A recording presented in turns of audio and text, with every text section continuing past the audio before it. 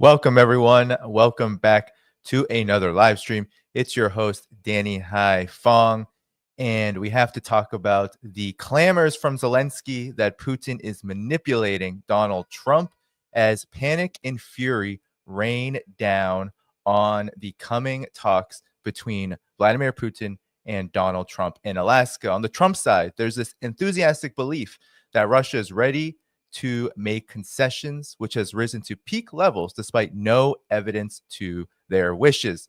In fact, some experts are saying that Putin is ready to drive a hard bargain, replete with demands that add up to Russia's victory in the special military operation finally being recognized, and that a long process with no guarantee of success is expected.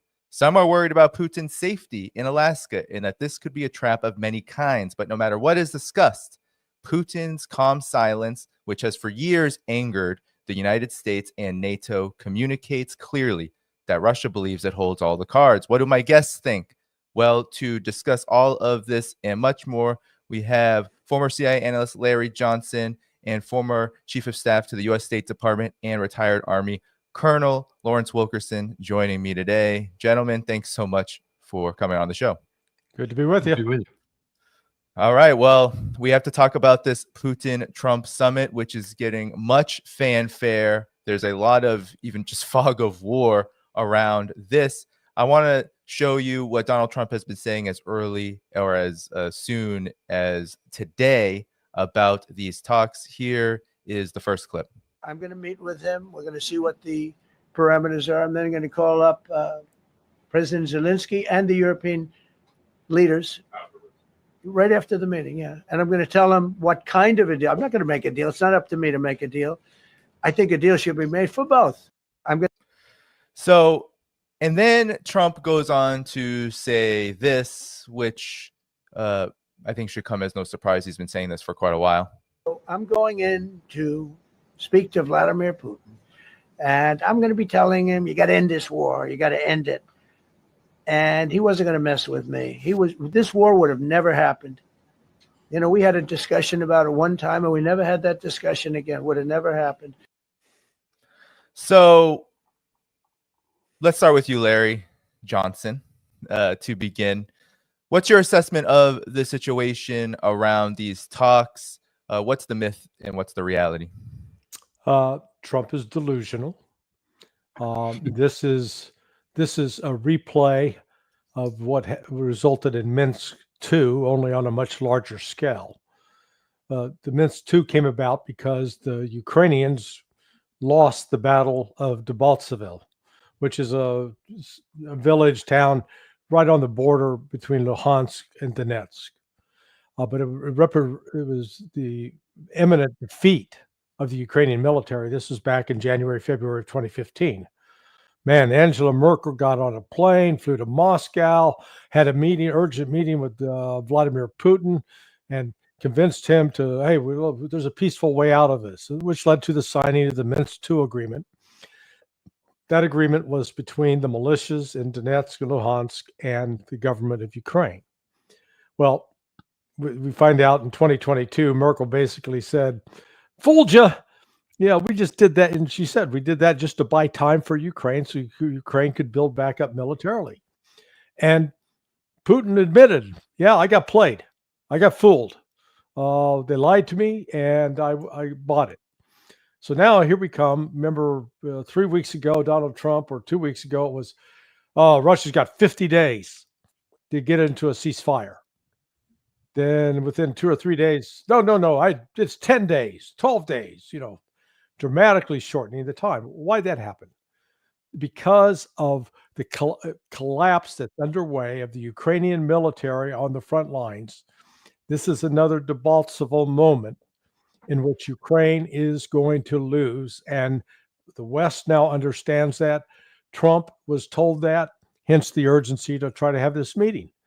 And you can go to the meeting, but Putin's position has been very clear. There's nothing to negotiate about.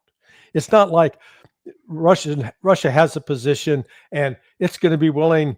Oh, okay. So right now we've got Donetsk, Luhansk, Kherson, and Zaporizhia. we'll give up Zaporizhia and Kherson if you'll pull all your troops out of Donetsk and Luhansk. No, that kind of deal is not going to happen. The territories that Russia has acquired through legal processes in Russia, where they've had a vote of the people in Luhansk, Donetsk, Zaporizhia, Kherson, and Crimea, all voted to become part of Russia. All are now constitutionally part of Russia. And Vladimir Putin has zero power to be able to give any of that up. So there's not going to be territorial concessions. So Trump's biggest problem, and I'll end it with this, he thinks that this is a war about a territorial dispute between Russia and China. And it's nothing of the sort. It's about NATO, ultimately. Ukraine is just the proxy victim in this battle. Yeah. And, Colonel Wilkerson, we're hearing a lot about land swaps. And so anything you want to react to what Larry said, but I want to play quickly what Lindsey Graham said. But this has been said by basically everyone from Donald Trump, J.D. Vance. They talk about land swaps. Here is just a short clip of how Lindsey Graham, the neocon, is interpreting this meeting. So, Senator Graham, you take me to my next question. Let's talk about the red lines and what a good deal would look like. Yeah. Let's look at the map right now, Senator, there. This is a map of Ukraine. You can see the areas in red currently under Russian control. Now, President Trump this week didn't rule out Ukraine having to give up some of its territory, something the Ukrainians have rejected.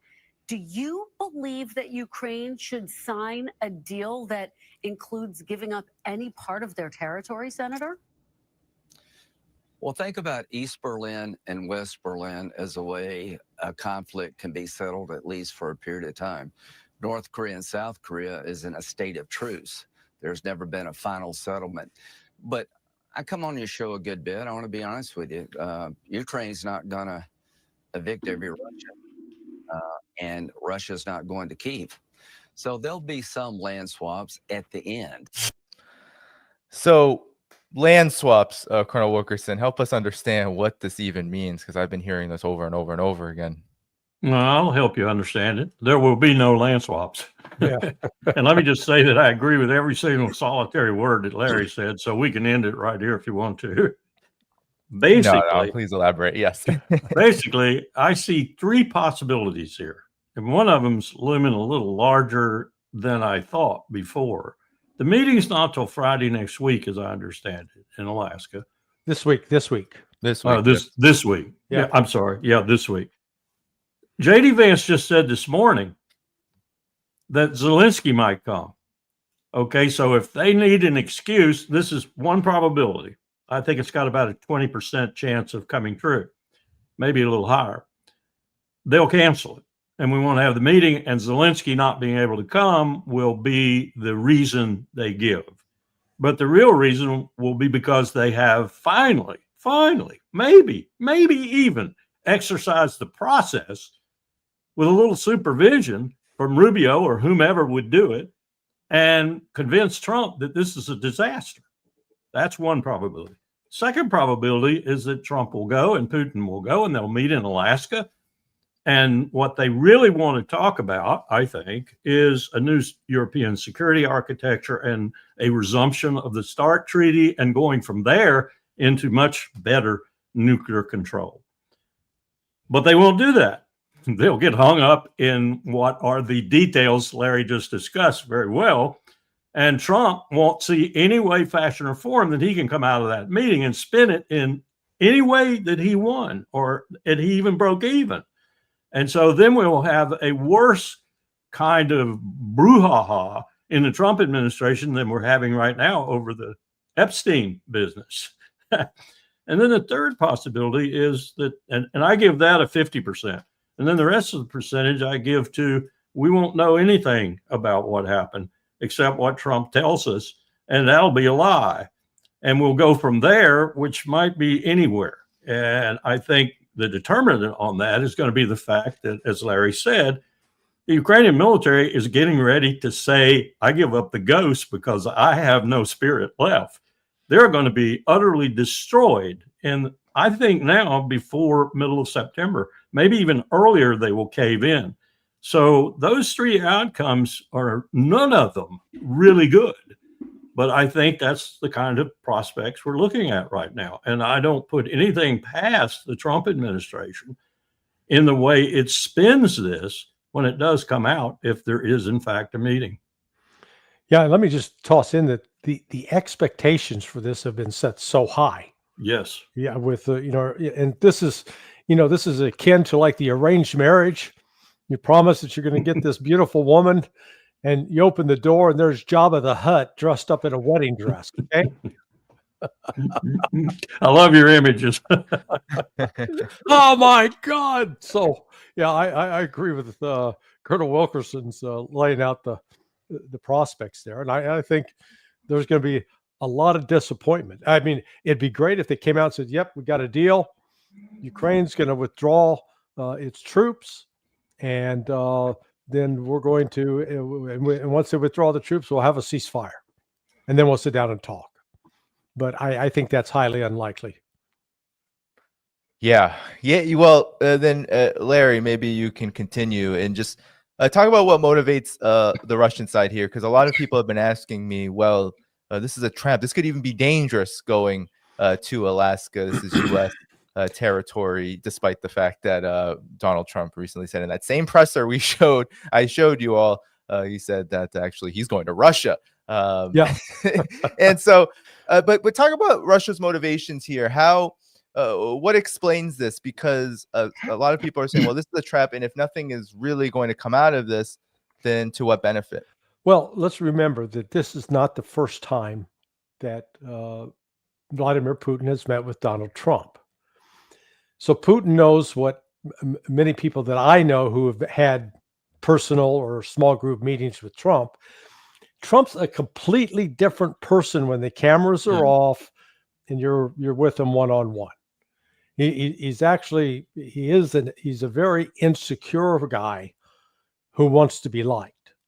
And so I think Putin understands that about him, for starters, and is hoping that he realizes he can at least explain it and talk to Trump in a way that Trump might listen and will avoid a conflagration that's going to lead to World War III. Because I think that weighs in the back of Putin's mind, because he's not ignoring what I'll call the outwardly the clear signs of U.S. aggression, not just NATO aggression, but continued U.S. aggression. The fact that Donald Trump signed off on an executive order last Thursday declaring Russia a national security threat, basically calling them an enemy on the very day that Witkoff's in Moscow meeting with Putin. And he did that in order to justify levying tariffs on India. Then the next day, host this peace agreement with Armenia and Azerbaijan, but there are reports that there are secret codicils to that agreement that is going to result in invitations to Armenia and Azerbaijan to join NATO. So again, the U.S. is still embarked on this effort to surround Russia with NATO countries and to weaken and destroy Russia. That you can't point to a single positive thing that Donald Trump has done since taking office to ease tensions with Russia. He has done nothing to deal with naming a new ambassador, nothing with opening consulates that were closed in the United States, nothing with returning property that was seized from Russia, nothing with respect to opening direct travel to Russia.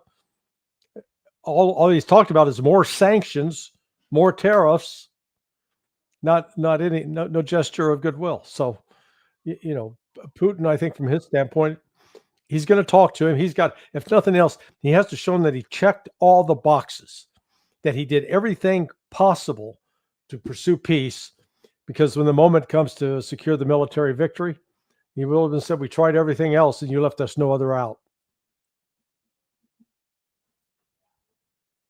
Yeah, you're muted. Sorry about that, everyone. Colonel Wilkerson, you mentioned earlier that this military victory that Larry just mentioned is actually a lot closer than perhaps many believe or understand and are aware of.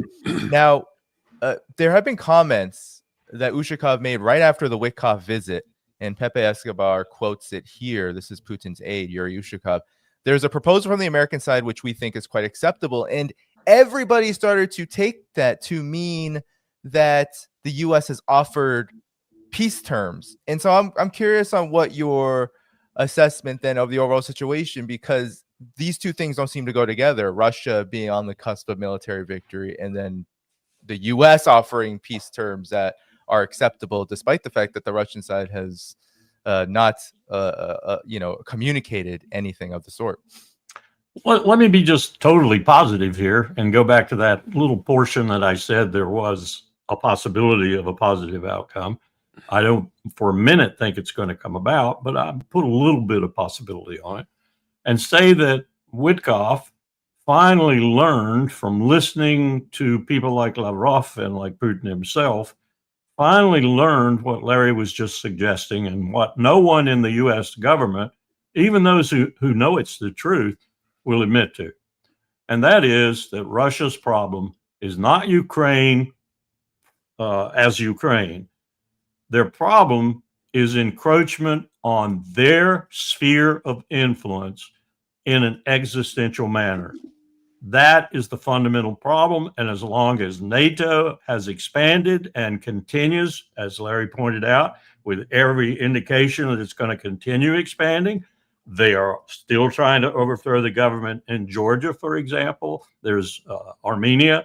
There's other prospects like the General Donahue talking about Kaliningrad and so forth. There are all manner of threats that justify what Putin is feeling and what I suspect most Russians are feeling, including those in the Duma.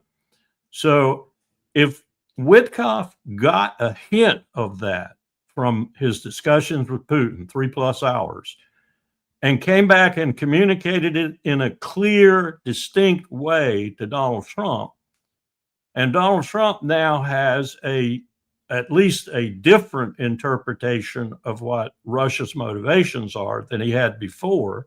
I don't think he had a clue before, really. He was just using it as a political tool. I will end the war in 24 hours.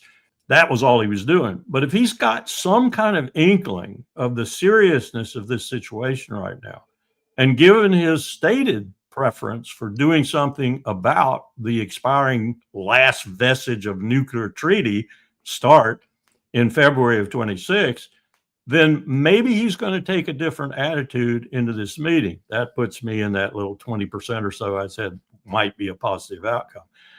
Listening further to Putin, who will, I'm sure, elongate and make this very clear once again to President Trump, if Trump listens. And as Larry said, I think from what I've heard too, he's a different individual when he's one-on-one or more or less the interlocutor with another interlocutor in a room somewhere. He's better. If he listens to this and he comes out of the meeting with at least that kind of knowledge and works from that kind of knowledge from this point on, and defies some of the neocons and others in his administration or behind his administration who wish otherwise, then we could have a whole different deal here. And we might actually be embarked on some kind of meaningful diplomacy, which at the center of which will be Trump himself. I would have absolutely no problem with that.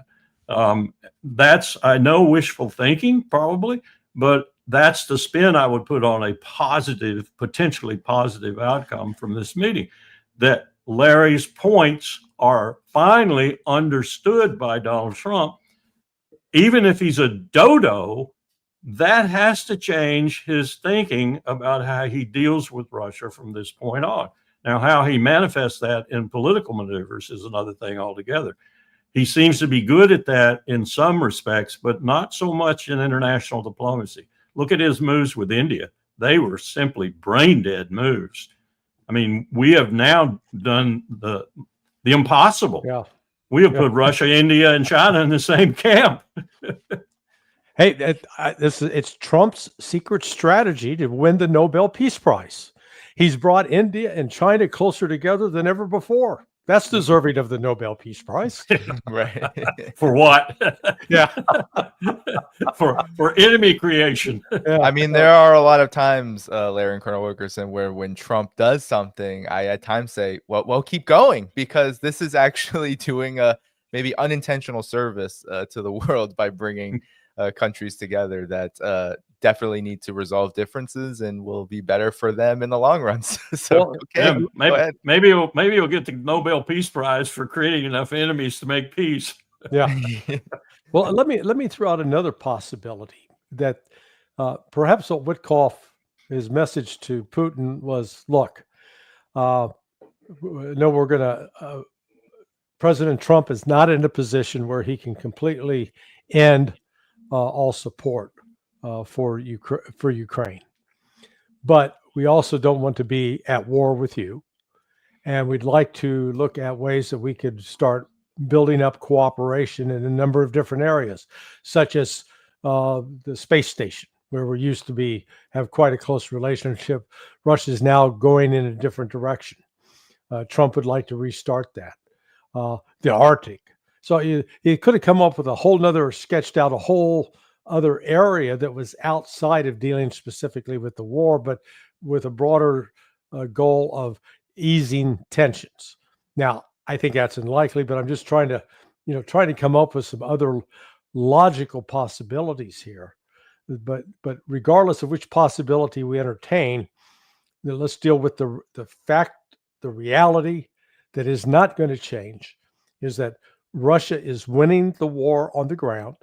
It is advancing at an increased pace, and it is on the verge of breaking through the final major defensive line in western part of Donetsk. And once they do that, it's the road's wide open to the Dnieper, and Russia's going to be in firm control of all the land east of the Dnieper River. And despite what Lindsey Graham said earlier, his comment, Russia is likely will take Kiev, however you prefer to pronounce it. I don't think they're going to stop this until they take back Odessa. So this is to the extent that Putin's willing to meet with Trump, serves Putin's foreign policy interests with India, with China, with Brazil, where those countries are always, you need to negotiate. And he can say, look, I sat down. I did everything we possibly could. I sat down with the guy that tried to have me killed the end of May. I sat down with the guy that helped the Ukrainians plan an attack on all my strategic nuclear bombers. I sat down with the guy who 2 days before we were supposed to sit in peace talks in Istanbul with the Ukrainians, launched that attack on me on June 1st on my country. I sat down with the guy that helped decapitate the Iranian leadership. So I've done everything in my power to try to get a peaceful solution to this. And instead what we get are threats, sanctions, and tariffs. Now Putin will say it much more calmly than I just did. Yeah, and then I want both of your comments first to you, Colonel Wilkerson, on then what would Russia actually accept in any kind of peace agreement? Because there are many now who are believing that major concessions from Russia are possible. However, the Wall Street Journal reported right after Steve Witkoff's meeting with Vladimir Putin that Putin told Witkoff, the U.S., he'll halt the war in exchange for eastern Ukraine. And I'll just scroll down. It said Putin told Witkoff he would agree to a complete ceasefire if Ukraine agreed to withdraw forces from all of Ukraine's eastern Donetsk region, according to officials briefed on the call. Russia would then control Donetsk and Lugansk, as well as the Crimea Peninsula. So what are exactly the terms then that Russia would accept? Will they change at all? Oh, sorry, Larry. I think the basic terms are that one and no NATO membership ever. I think those two things are irreconcilable with Russia's interests. And you could play around the edges of those, but you can't take those two things away. And that's what Trump is going to have to deal with.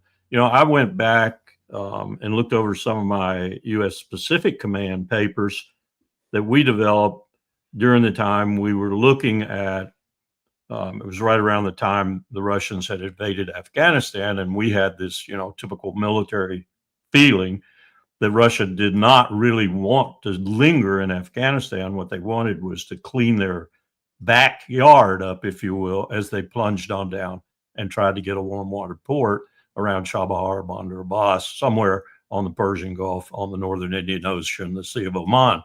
And we were preparing war plans actually to fight the Soviets then in the Zagros Mountains.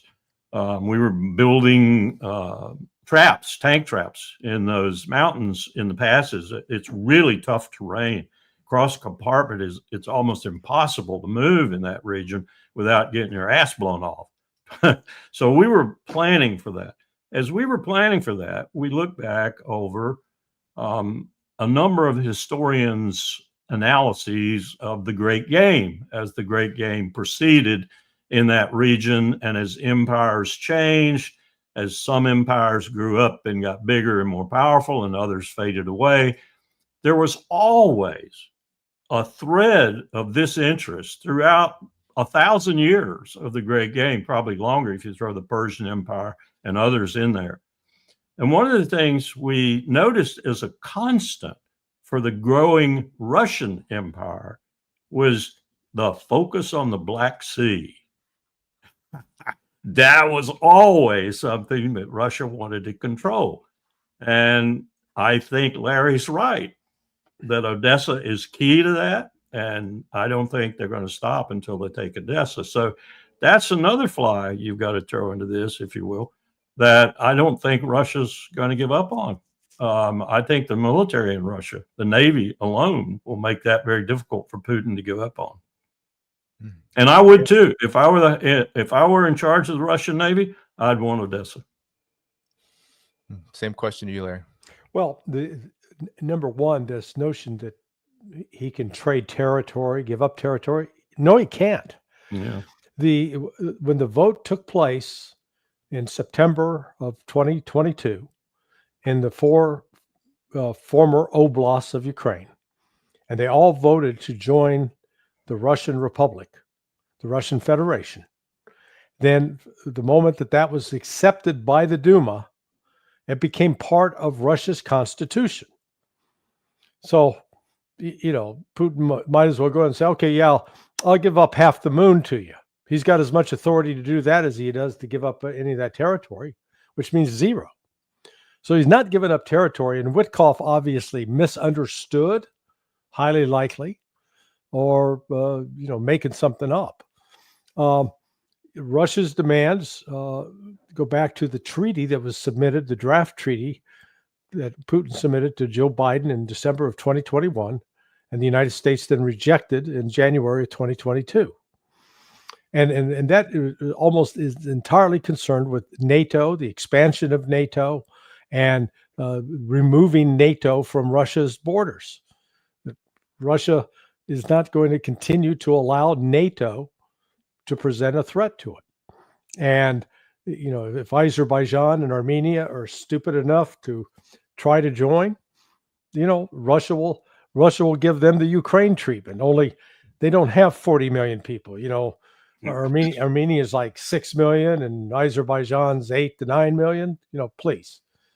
Be more like the South Ossetia, Abkhazia treatment. Yeah, exactly right. Exactly right. So getting rid of NATO, the denazification is a critical element, which means there's got to be new elections, and the elections have got to allow all the different parties that have been now excluded or banned back in to have a voice. So, and Russia is under no pressure to make concessions. I mean, what is it that the United States is going to do? Oh, we'll give you $300 billion back. Well, yeah, Russia would like its $300 billion back that has been confiscated, but it doesn't need it. It's not saying, God, if we don't get that, we're not going to be able to eat tomorrow, or we won't be able to have fuel for our car. No, Russia is wanting to create a world that's a lot more predictable and boring. And instead of having to face off with this continued war on the part of the West against Russia. And I make this point over and over. The NATO project with Ukraine. Ukraine has been a de facto member of NATO since 1995, which marks the first year that Ukraine started participating in NATO military exercises. Yeah. And the really fascinating fact is if you you ask artificial intelligence, oh, which countries, give me the top 10 countries that have hosted the most NATO exercises. It'll bring up Ukraine as number 6 or 7. Now, they're not even a, quote, member of NATO, but they have hosted more military exercises than 80% of the members of NATO. What the hell does that mean? I mean, so let's dispense with this mythology that, oh, Russia's just trying to rebuild the Soviet empire because it wants more territory. I mean, it's just ridiculous. You know, I would just add to what Larry said about Russia wanting a boring world. So does Xi Jinping. Yeah. Yes. Yeah. They don't like excitement. No. Stability, development, economic growth, those kind of things. They don't reflect the kind of Wild West shoot 'em up chaos that U.S. foreign policy makers generally. They aren't real estate brokers. Yeah. That too. New York real estate brokers.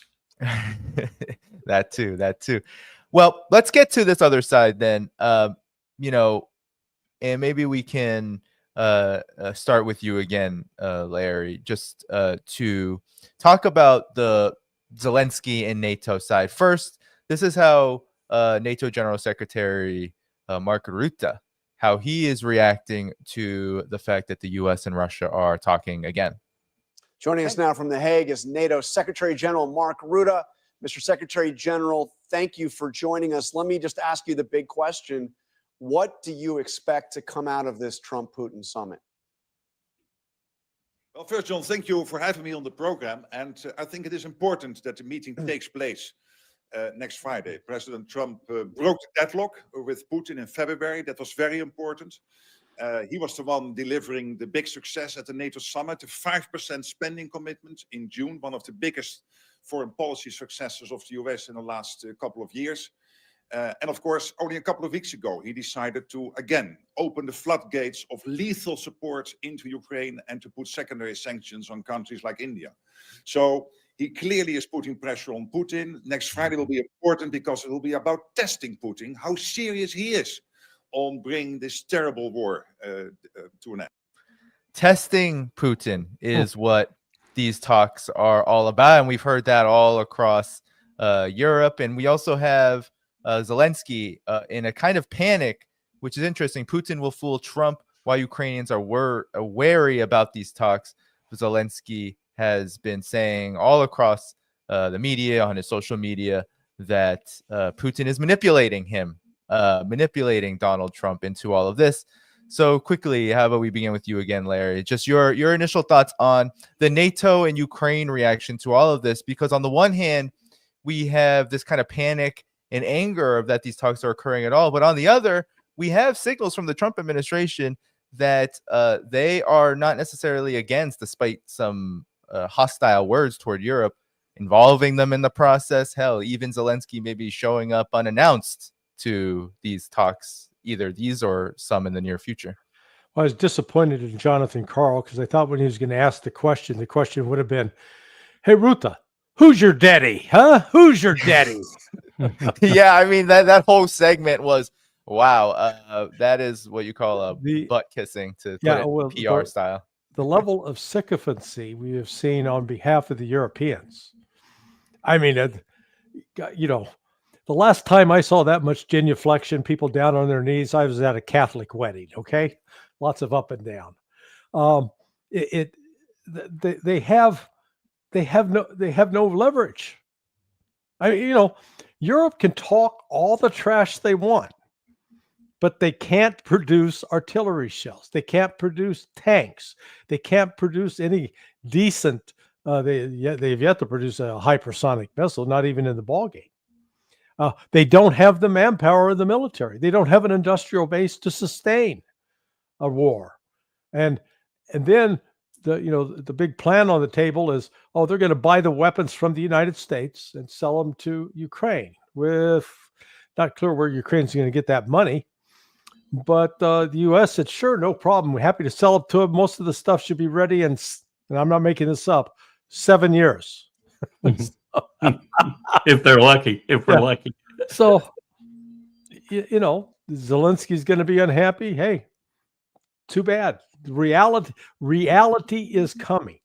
There comes that moment where no matter how much you want to believe that you can jump off a 50-story building and land on your feet without a parachute, if you try it, the gravity takes over and reality meets you at the ground.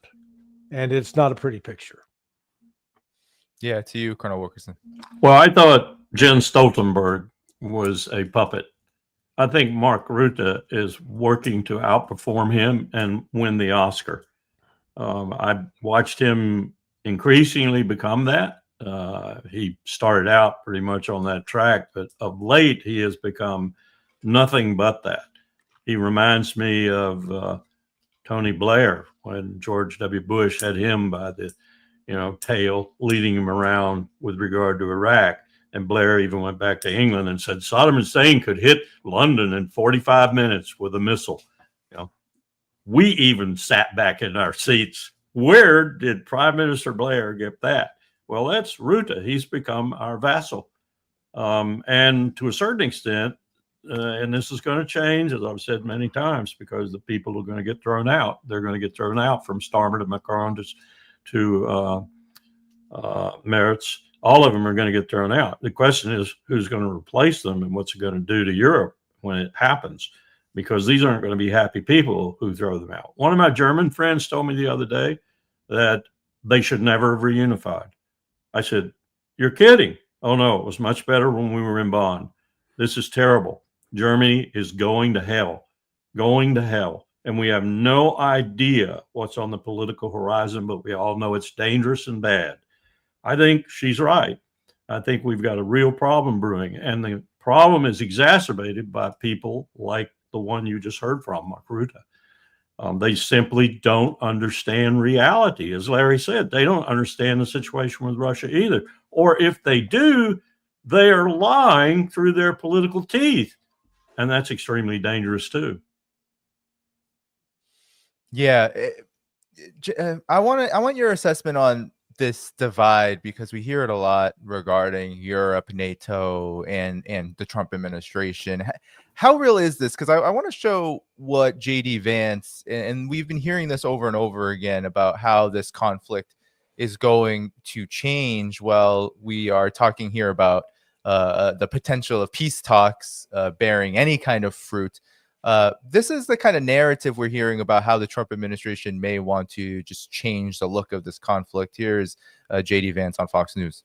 Feel that the current state of affairs improve that, whereas the U.S. will sell weapons to NATO countries and they will go ahead and send the weapons? Well, two things on that. First of all, I think the reason that we reached this decisive moment, a real change in where we were, is because the president was willing to apply some significant pressure and actually say, if you don't come to the table, the American people, we're not going to get involved in this war directly. We have a lot of economic points of leverage, and we're willing to use those to bring about peace. And that was a big thing that happened. To your point about weapons, what we said to the Europeans is simply, first of all, this is in your neck of the woods. This is in your back door. You guys have got to step up and take a bigger role in this thing. And if you care so much about this conflict, you should be willing to play a more direct and a more substantial way in funding this war yourself. I think the president, and I certainly think that America, we're done with the funding of the Ukraine war business. We want to bring about a peaceful settlement to this thing. We want to stop the killing. But Americans, I think, are sick of continuing to send their money, their tax dollars to this particular conflict. But if the Europeans want to step up and actually weapons from American producers, we're okay with that, but we're not going to fund it ourselves anymore. Larry, doesn't this just give a kind of different face to the conflict? Of course, you can illuminate the audience about the realities of it all when we talk about weapons, but even just the shape and the approach to the conflict. If J.D. Vance is saying, well, we want a peaceful settlement, but if Europe wants to buy weapons to continue the conflict, and they can, doesn't that just continue the conflict? Your take? Well, yeah, actually, I think the whole war in Ukraine is a little bit of a sideshow. at least as far as Trump is concerned, the real show, and this comes back to Europe, Russia, China, India, Brazil. It is the perilous situation that the U.S. economy is in. And let me make it just as simple as possible. For the United States has been like that kid in college whose parents gave him a credit card and he never had to pay the bill. You know, sweet. You eat what you want, you go where you want, you buy what you want, no problem. Then comes the day when the parents show up and said, hey, this credit card, it's now yours. We're not paying for it anymore. You got to pay it off. Oh, where am I going to get that money? Well, you know, so the United States sells treasury bills. We sell these treasury bills to other countries. That's where we're getting our money. So right now what's happened is you've got this ballooning, growing volume of US dollars out there on the market. But here comes BRICS. And China, India, Brazil, Russia are all saying to each other, you know what? Whenever if I'm buying oil from you, Russia, I'm not going to pay you in dollars. I'll pay you either in gold or I'll pay you in our currency, the yuan. And the same between Brazil and India. So all of a sudden now there's no longer this demand for dollars out there. And as that demand for dollars drops and you got a large supply, that means it's worth less. And the price of the dollar goes down. In the United States, you say, well, that's not so bad. That stimulates the economy and helps us grow. Except we also got to pay off those debts overseas. And with a weak dollar, we're having to pay a lot more money, which is why, Trump is trying to get the interest rates down, the Fed to lower the interest rates. I mean, it all sounds contradictory, but what you got is a situation where the debt is so large in the United States, and the means to pay that debt off is shrinking, not growing. And at some point, it's going to tear it apart. That's why Trump is doing some of this crazy tariff stuff, because as Colonel Wilkerson pointed out, these are not the kind of actions that endear you to these other countries. Just look at Switzerland. I had an interview earlier today with a fellow based in Switzerland, and he was saying the Swiss they're actually now talking among themselves, saying, you know what? Maybe we ought to start trading back with Russia. We didn't have these problems with Russia. And the United States hits Switzerland with tariffs. Now, if I asked you to say, let's make a list, what are the exports that Switzerland sends to the United States that, I said, well, hot chocolate, Swiss watches, Swiss bank accounts, the one I didn't know about. And it's the one that the Trump administration did a carve out on. Switzerland is the site where we get 93% of our diabetes drugs from. Think about that. And so I told him, I said, well, you guys ought to be like the Chinese. Chinese cut off rare earths and magnets. That got the U.S. Defense Department's attention. I said, you cut off the diabetes stuff, Americans are going to die by the thousands, tens of thousands. So, but what has Trump accomplished out of this? He's irritated the Swiss, but it's like he doesn't care about the bilateral relationship. It is about trying to fix this economic mess. And in his efforts to fix it, as Colonel Wilkerson also pointed out earlier, instead of making BRICS weaker, he's made it stronger, hence hastening the end of dollar hegemony. I mean, so that's why I say Ukraine's a bit of a sideshow in this. It's theater for television, but the real war that's going on, it's an economic war, and the United States is getting his ass kicked.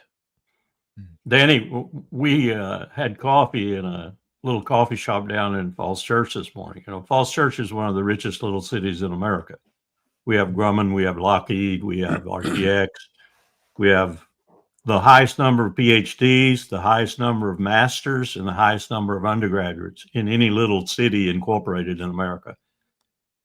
The Falls Church News Press newspaper, which is always positive stuff, this morning, as one of its lead stories, had the disaster that looms for the restaurant industry, which is just built out to an incredible proportion in the last 4 or 5 years, is going to collapse because people's disposable income has gone down so much they're not going out to restaurants anymore.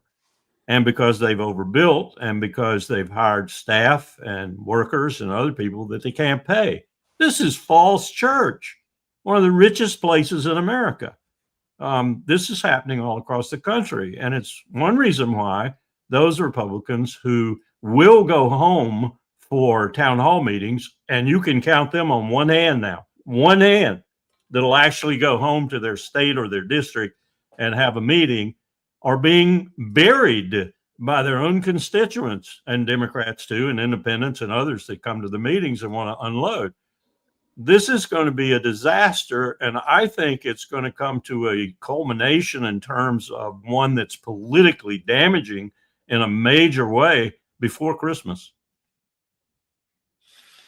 Yeah, let me just add to that. I had lunch Thursday with a good friend who's an importer, and he's involved in the area of vitamin supplements, and a major source of his supply comes out of China.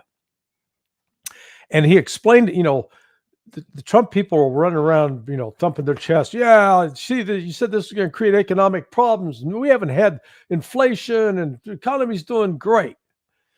And what my buddy David told me, he said, look, when Trump made that first announcement, he says, I know what I did, and he said others did as well. We went up and loaded up on inventory.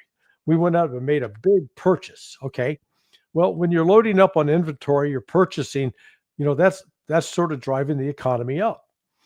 But then he said, to do that though, I had to take out, max out my lines of credit. So then he's got to pay those lines of credit off. And then the actual manufacturers over in China, because they're now getting hit with the tariffs, they can't predict what it is they need to supply. That uncertainty has been created. So what's happened is they've cut back. And now there's going to be shortages and a supply crunch that's going to hit end of August, 1st to middle of September, which goes to what Larry was talking about, a real economic crisis emerging. I also heard, it's anecdotal, but it is from a completely different part of the United States, Montana. One of the readers of my blog wrote in and said, he lives near a railroad, and he said, we'd always see these railroad cars carrying the 40-foot containers that go on the back of, that are put on ocean vessels and then taken off and put on semi-trucks. He goes, we're not seeing any of those now. It's like they disappeared. They've dried up.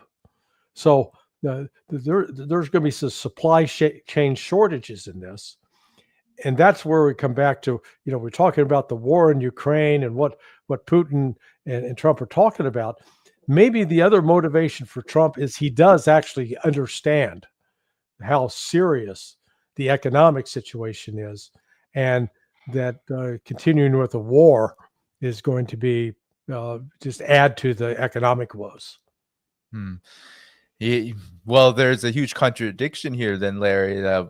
Kick it to you, Colonel Wilkerson, on this is, despite everything that you said, Larry, is Ukraine, though, then if it is a sideshow, is it a sideshow that the United States, at least those who run things in the United States, is it a sideshow that they need? Because it's obvious that the situation with Russia is still one that is characterized by conflict. We saw it in the executive order. Russia is a threat to the national security of the United States.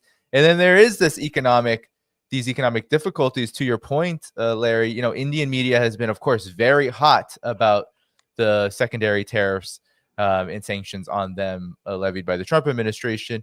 And JD Vance has been all across the media saying that one of the reasons why they are just reviewing the options and not slamming China like they have with India is because of the reverberations this could have. And I think the United States learned what the blowback to its economic war could have on the U.S. when it attempted to go maximum pressure on China earlier in the administration and then had to fold.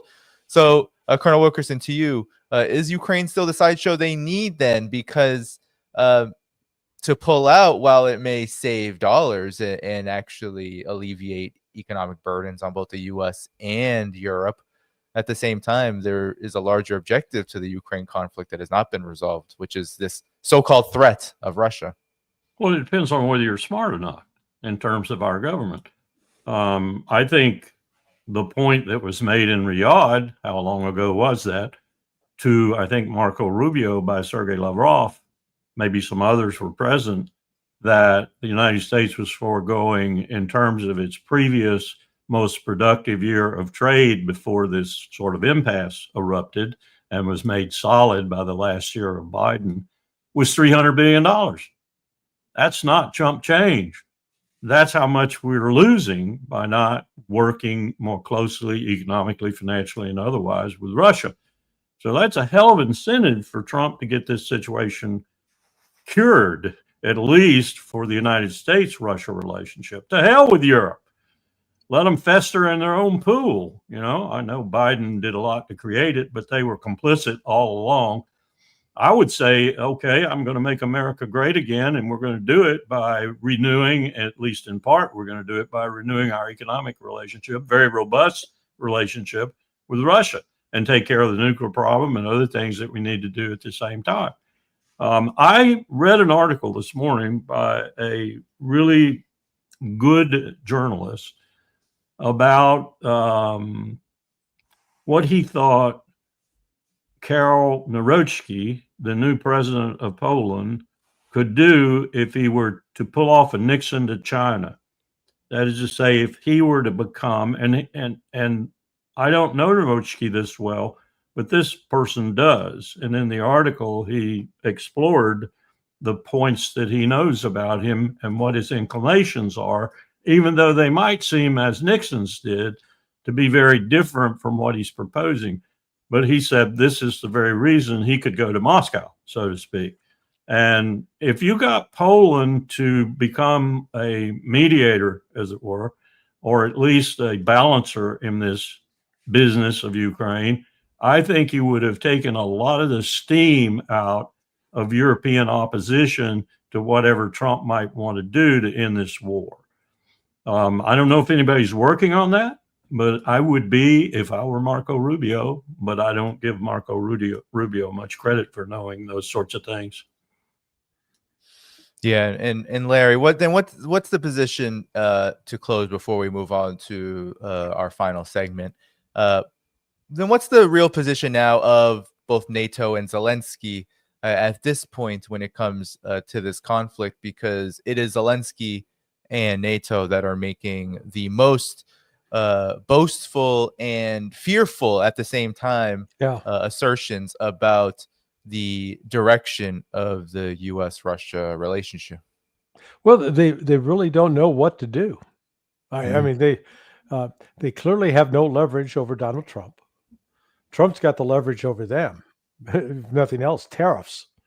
And so Europe can't punch back on that. Hence the obsequious behavior by the likes of at least Germany and Starmer in the UK, but von der Leyen, of course. So this is Kubler-Ross's 5 stages of grief. Let's call it that. And the first stage is denial. That's where they're at. Their denial. The next stage will be bargaining. But Europe doesn't have anything it can do practically, doesn't have military force, doesn't have a military industry to speak of, doesn't have vast natural resources it can draw upon, and they're actually in economic trouble, right? They're already in recession. They're not calling it that, but nobody's economy, neither England, France, or Germany's economy is growing right now. They're completely stalled, and that's not going to get better. That's going to get worse as time goes on. So Zelensky, if he's thinking of trying to buy new furniture for the house, I'd postpone that decision because he won't. I don't think he'll be around to enjoy it. Same question to you, Colonel Wilkerson. I think Larry's right. I don't see an attempt in Europe to get its house in order in a way that would be conducive to future relations in Europe. And I have to include in that the 140 some odd million Russians. And that's, of course, the fly in the ointment. And Belarusia too. You're not going to get peace in Europe, as it were. You're not going to get a situation that's sustainable in Europe in terms of no war. And you're going to get the opposite. I think if we keep going down this road, you're going to get World War III. Unless you can achieve some kind of accommodation, some kind of reconciliation, if you will, with Russia. And that's what this is all about. That's what the meeting in Alaska, I hope, is all about. I hope Trump is aware of all this and going to start the process. As I said, the percentages are low, but I can always hope. And I go back to what I said about President of Poland. There are people who are under the influence, perhaps, of others, like Slovakia, like Hungary, and the talks that they're having amongst themselves that are beginning to realize, if they haven't realized all along, like Hungary, for different reasons perhaps, but I don't care, as long as they want a better relationship with Russia, that is absolutely key to Europe's future. And without that kind of rapprochement, reconciliation, whatever you want to call it, their future is really dire indeed. That 5% of GDP for defense, that buying from the United States, who can't even make things fast enough to supply its own forces, let alone Europe and Israel too. And this is another crunch that's coming. This is a crunch that's coming, as Trita Parsi has just written in one of the magazines. It's not in Quincy's magazine. It's in one of the bigger ones, Foreign Policy or something like that.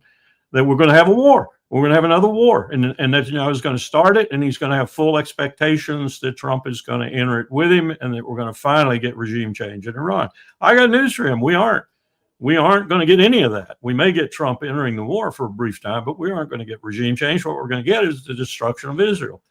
So this guy has got a lot on his plate right now, and the empire has a lot on its plate, and the empire is not looking like it has a spoon, a fork, and a knife. Yeah, and you brought up this this word, Larry, denial, and it ain't just a river in Egypt. No, and the biggest, it seems like, takeaway, and maybe quick comments if you like on this, is the biggest takeaway from this denial is that Russia is really in the driver's seat here, and that is just something that is impossible, it seems like, to accept for the United States, NATO, the foreign policy blob, so to speak. Yeah, I don't blame Trump for this, because based upon the latest article from Cy Hirsch, in which he quotes at length this intelligence community official, is one of his sources, and I fully, Cy's not making up sources, so and he's got people throughout government that are experienced that will talk to him. What came out of the words of this intelligence official's mouth is truly alarming, because he basically was saying that Russia, this war between Russia and Ukraine, it's over territory. Now, if your intelligence community is believing that this is a territorial struggle, then we got more problems than just Ukraine to worry about. Then on top of it, he added in, and Russia suffered these enormous casualties. Again, not true. They've suffered significant casualties, but not on the order or magnitude that the CIA is speaking about. And then, and Russia's economy is just hanging on by a thread. Now, if that's what Trump is being told, then Trump is going to talk, yeah, Putin's going to deny that, but we trust us, boss. This is the intelligence. This is the deal. It's easy to see how when you're armed with bad information and you believe it and you act on it, and then you find out it's not true, which that is absolutely the case. But we've got just a level of dishonesty and incompetence in the intelligence community today that is actually putting the United States at risk. Danny, can I take a liberty of a guest here? Sure. I want to ask Larry a question. All right. I just went over with another individual who is fairly knowledgeable about this. I wanted to check some data about how Bob Gates and Casey essentially thwarted the real Sovietologists in the CIA and presented Reagan with the intelligence he needed for his buildup. It wasn't the real intelligence. In fact, the real Sovietologists in the CIA were saying, going to collapse in another 6 to 8 years, going to fall apart, which it, of course, did. Yeah.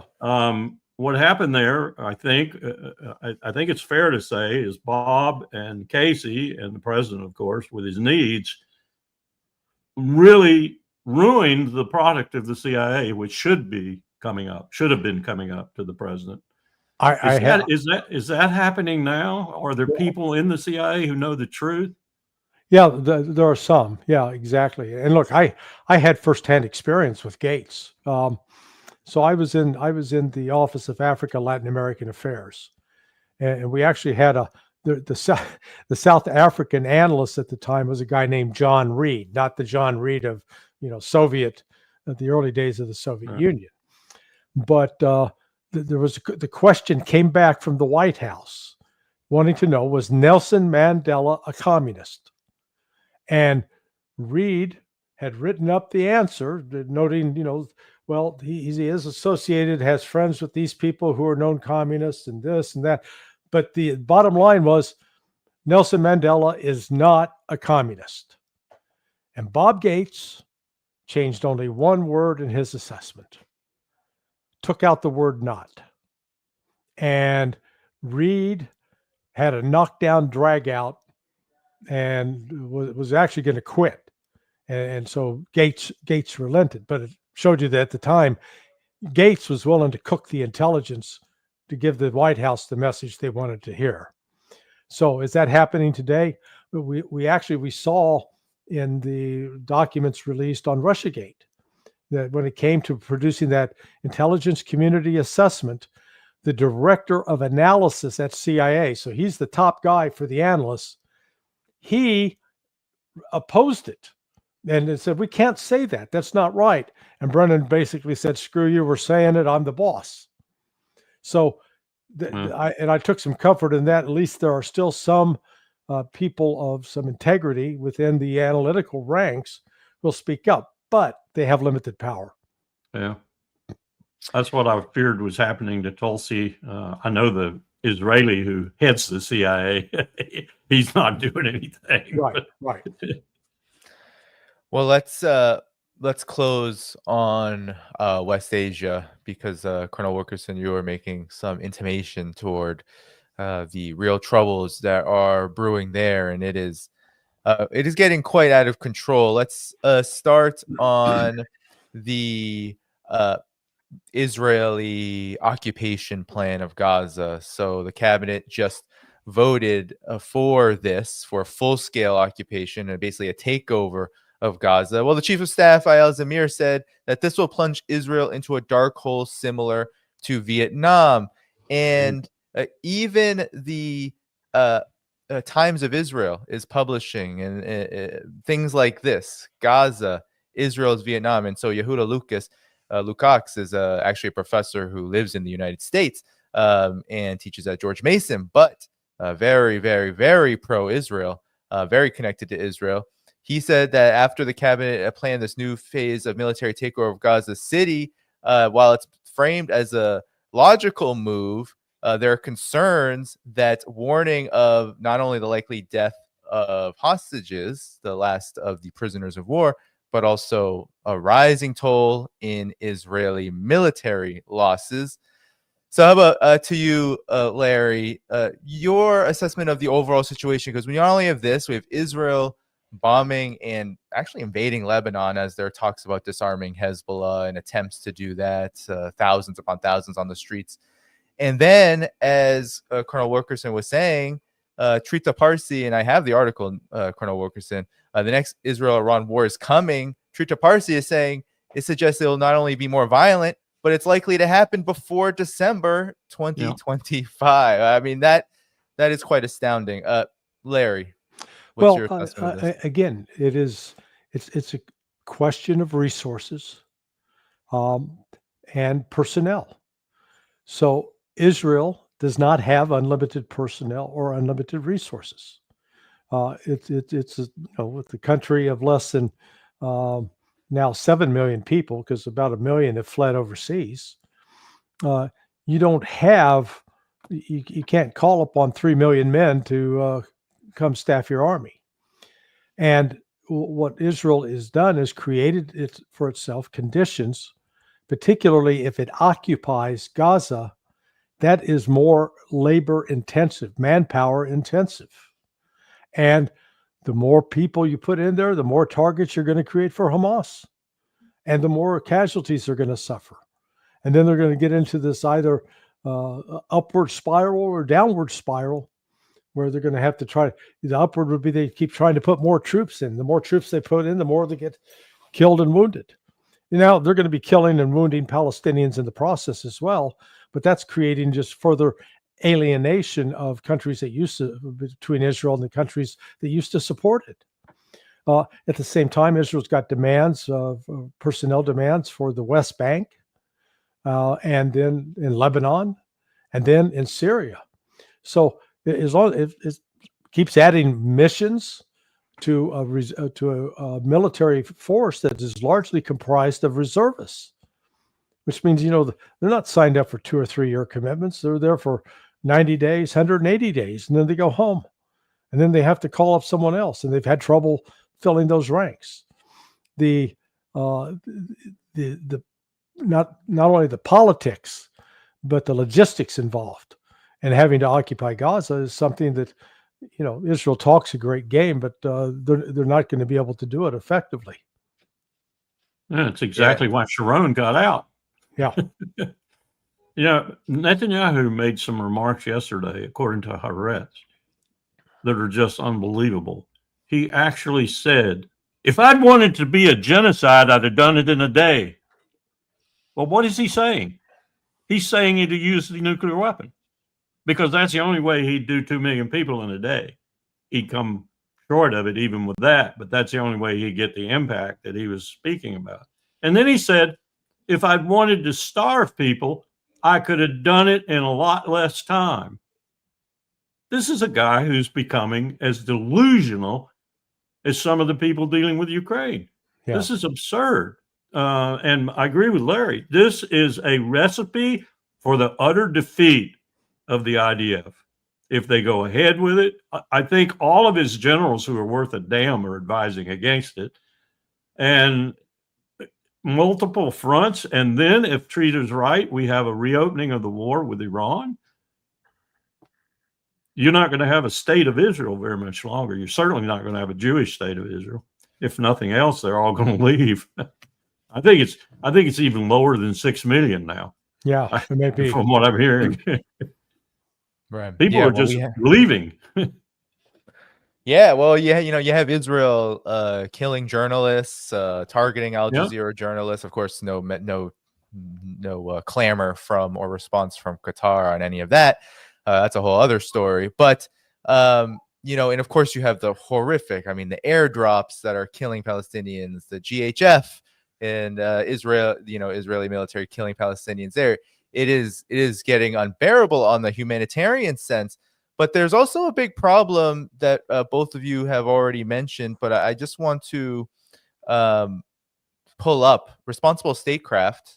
wrote this: U.S. missile depletion from Houthi, Ansarallah, Yemen, and Israel-Iran war conflicts may shock you. I'm just going to scroll down because you two are much more experts on what all of this means in the end. But it says, all told, with expenditures in the Red Sea and Israel, we could be looking at a 3% decrease in SM2s, 33% decrease in SM3s, 17% decrease in SM6 in U.S. stockpiles since 2023, with a huge cost of 1.8 billion. And that could have easily doubled if they're taking estimates by the end of June 2025. And this is, mind you, just talking about the very short interim period of war, the U.S. war on Ansarallah, the Houthis, which lasted a matter of months. And then, of course, just the 12 days between Israel and Iran. So your reaction to this, Larry? Well, we've adopted the Nazi Germany industrial model. You know, Germany made some incredibly sophisticated tanks. You know, I guess the Panther was one of these massive beasts. Yeah. Problem, it took like 6 to 8 months to build one.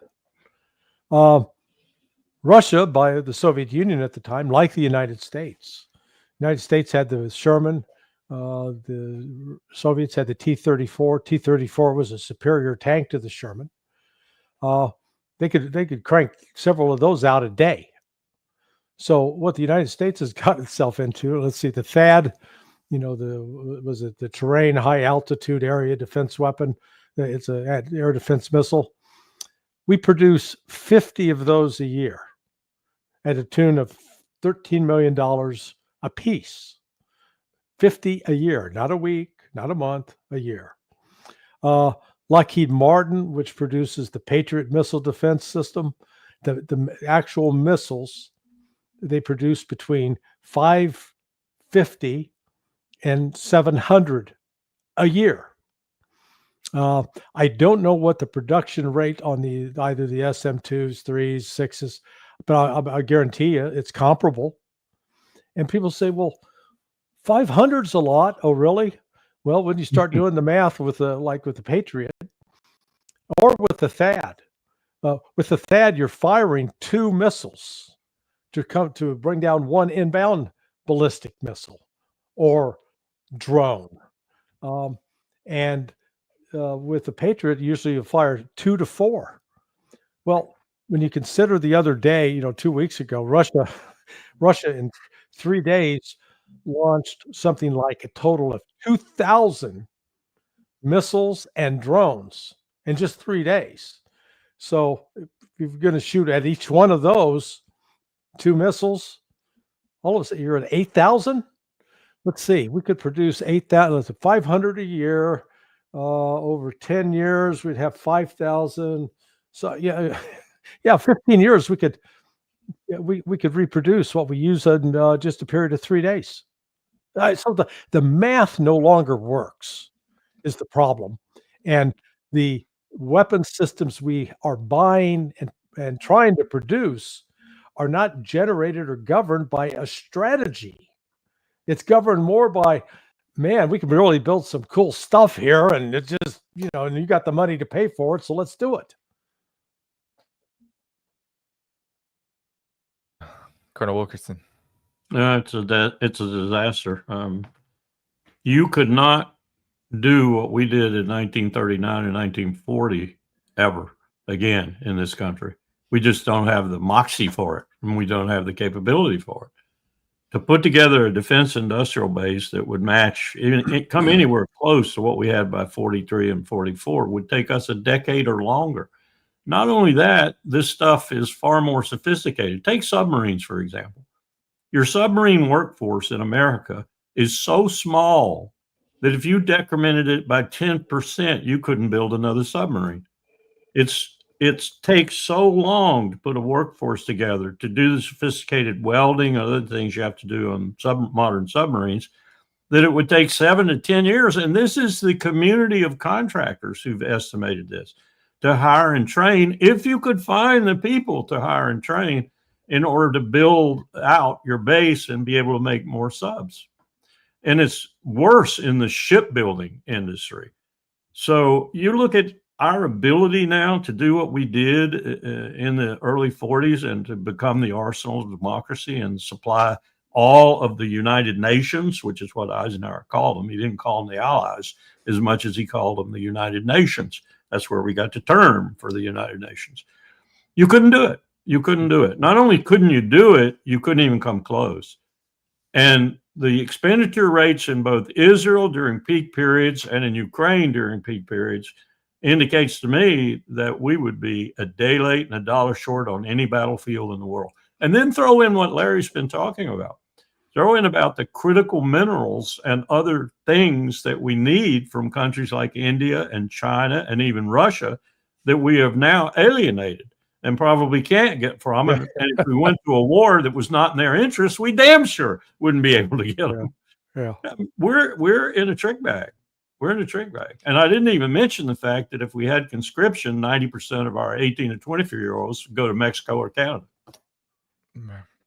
And by the way, I just looked up. We make 125 to 155 SM-6s a year. Okay. And when you realize that they were firing 3 or 4 of those at every inbound Houthi missile, just again, the math doesn't work. You know, we went from in World War II, you could build a B-24 Liberator bomber. They could assemble, they'd have it basically assembled in 90 minutes. Yep. They would have it completed and ready to fly in 24 hours. Today, for an F-35 jet, 18 to 24 months. Not weeks, but months. Yep. So, you know, right off the bat, and when you're, and what are we seeing in Ukraine on the ground? We're seeing tanks, armored personnel carriers.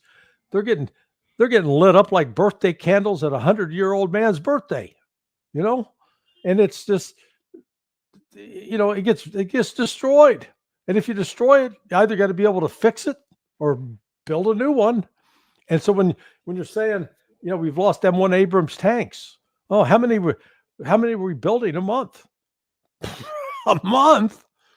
It takes, not my numbers, again, the numbers from DOD, 18 months to refurbish an existing tank. So they're taking already built tanks, and it still takes them 18 months to get it where it can actually be brand new to go out in the battlefield.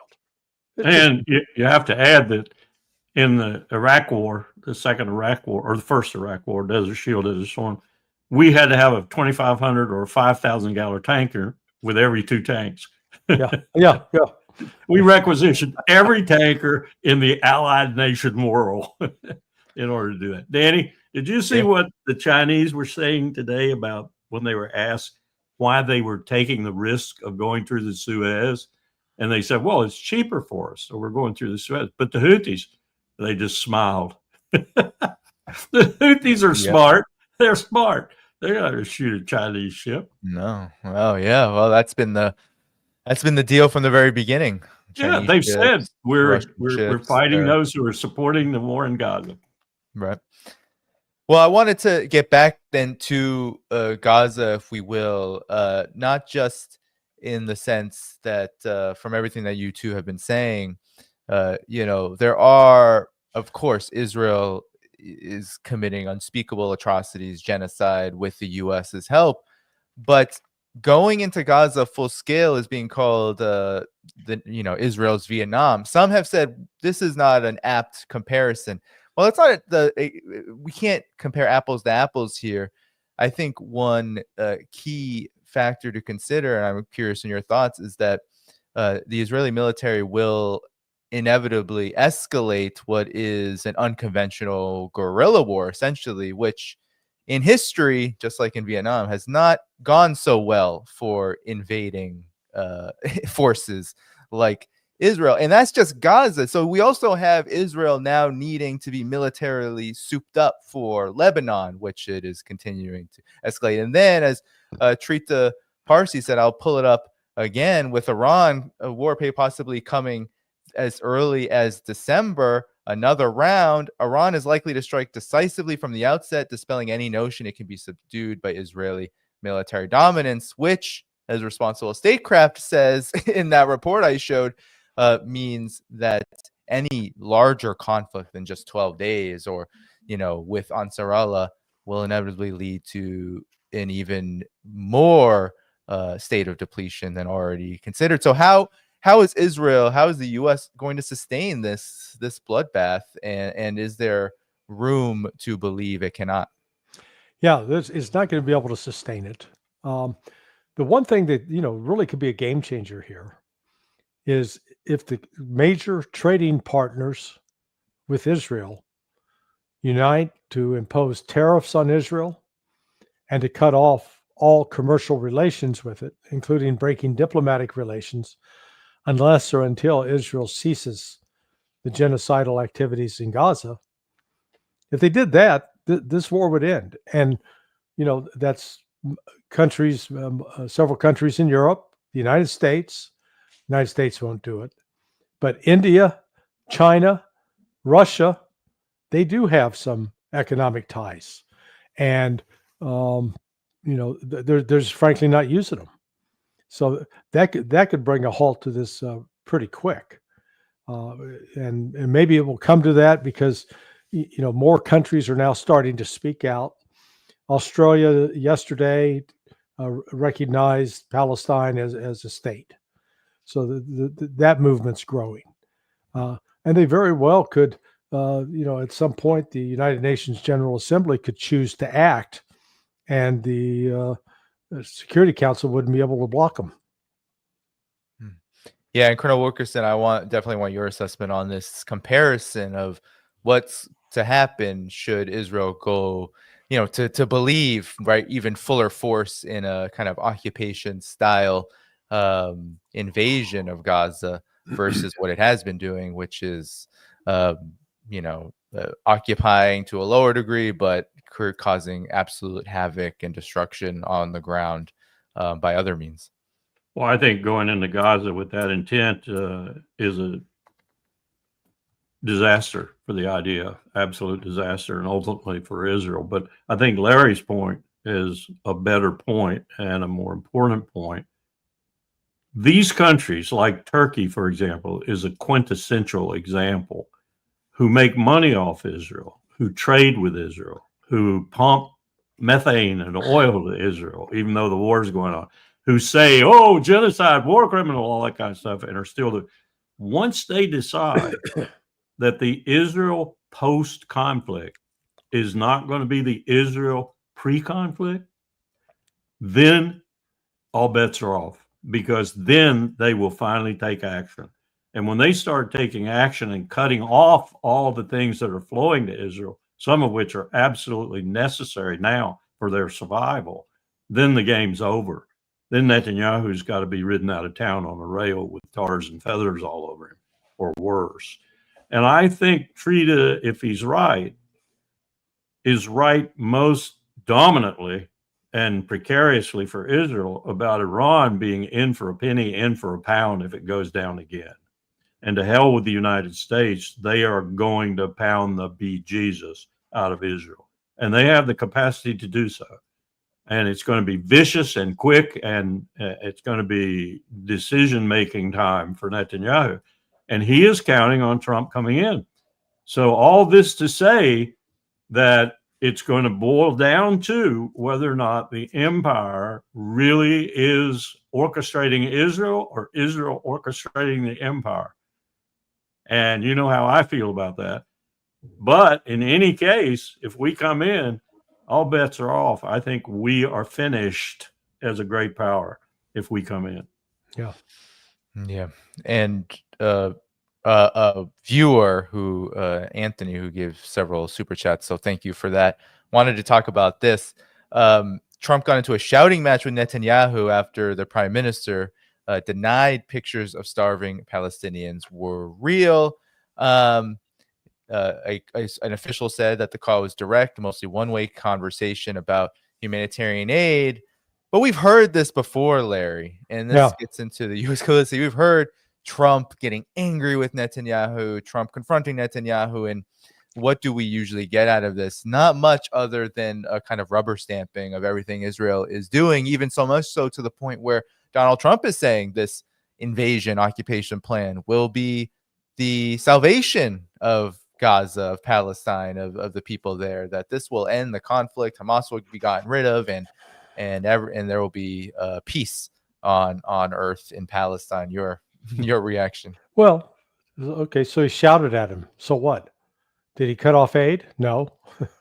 Is he sending him more? Yes. Did he tell him to get out of Gaza? No.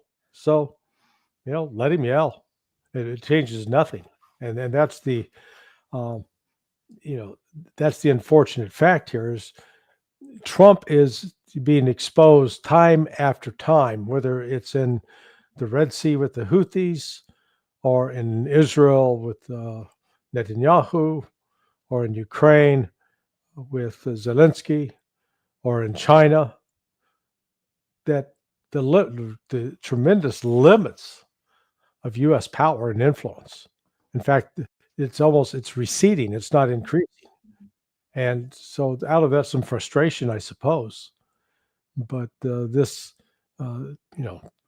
I wish yelling at Netanyahu would bring about a change, but you've played the clips. Netanyahu is an unrepentant, evil son of a bitch. Danny, I think the ultimate moment just might come when Netanyahu calls Trump and says, "I'm going down. My state's going down. You got to help." And Trump says no, and Netanyahu uses a nuclear weapon. And not for a moment do I doubt that he would do that. Now, whether or not his vassals would carry that out is another matter altogether.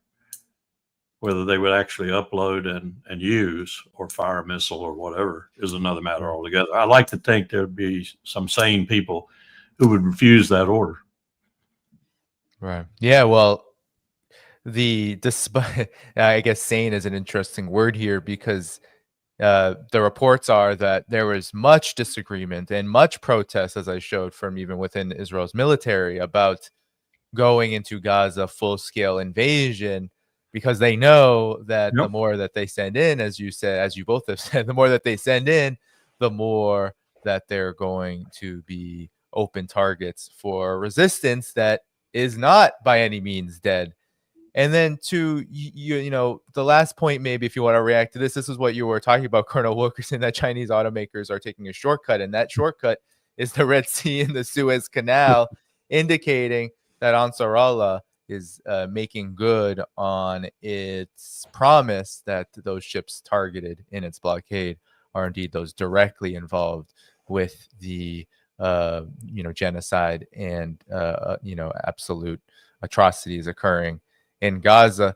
And so your final reactions as we close out here on the overall situation, and how you view what seemingly appears to be more and more so an increasingly dangerous and very desperate Israel it's my take on this always is that Israel is trying to establish greater Israel as soon as possible, as quickly as possible, no matter the cost, because it knows that time is, I believe that it's impossible, but they believe, those who run Israel, that the time is running out.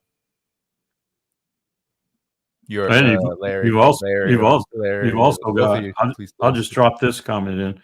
You've also got, and I think this is discounted at our peril in this country, about 40 million Americans who want it to happen because they see Jesus. Right.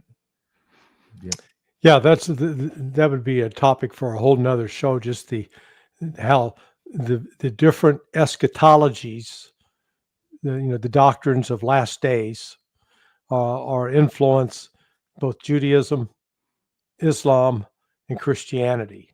You'll find within each of those religions, they each have sort of predictions about how the world comes to an end, how there's some form of a Messiah coming back, or the prophet returning. And when you get those people, and the people who really embrace that, they have a tendency to be a little fanatical, very deep in their belief and willing to act on it. So when you mix it, when you bring them together, it can be a pretty volatile mix. And in some ways, you can see them sort of egging each other on. But it's this is Trump. I don't think will be getting his Nobel Peace Prize based upon the likely events in the next 2 to 3 months. Yeah. Well, Danny, we actually have an ambassador to Israel who is one of those. Yes, he is evangelical. Yes, hard Christian Zionist indeed. Gentlemen, this was a great show. Everybody, make sure you hit the like button before you go. That helps keep the show going in YouTube's algorithm well after we end here. Be sure to go to the video description where you can find Sonar 21. That is the blog that Larry Johnson runs. And you can go to the video description to find all the places to support this show, Substack, Patreon, and so many other options. I'll be back tomorrow with Jeffrey Sachs, and then I believe Patrick Henningsen in the second half of that show, 2 p.m. Eastern, same time. So be there August 12th. Until then, everybody, take care. Hit that like button before you go. It was a great show, and we're going to head out here together. Bye-bye. Au revoir.